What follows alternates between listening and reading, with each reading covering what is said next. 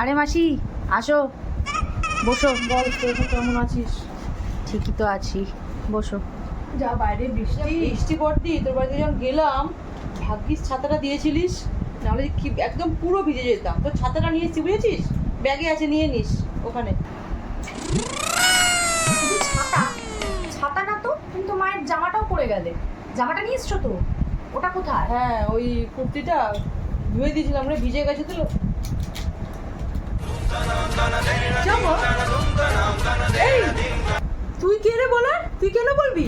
আমার বড়দির জিনিস, আমার বড়দির জামা, বড়দি কিছু বলছে না? বেশি সাহস হয়ে গেছে না তোমার? মানে তুমি তো কালকে পরে গেলে জামাটা, আমি সেই জন্য তোমাকে বললাম। সেজন্য মানে কি?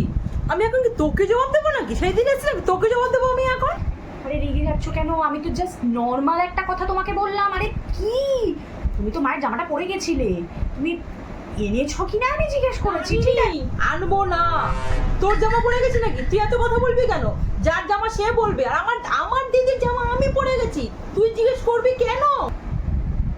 আমার দিদির জামা বলতে তো কত জামা এরকম ভাবে হাফিস হয়ে গেল, এখনো অব্দি একটাও বাড়িতে আসে না। কি বললি রে? কি বলছিস? আস্তে আস্তে জোরে জোরে বাজাতে শুনতে পারি না। সামনে জোরে বল, সাহস থাকলে। দিদির মেয়ে আমার দিদির জিনিস এরকম বলতে গেছে, তুই বলবি না? জিজ্ঞেস করে সাহস আছে কি করে তোর? আমি বলে আমি যে আরে আমার জামা যেটা আমার দিদির জিনিস যতবার বলবো একদিন ফেরত দেবো, তুই বলবি কেন? জিজ্ঞেস করবি কেন? এটা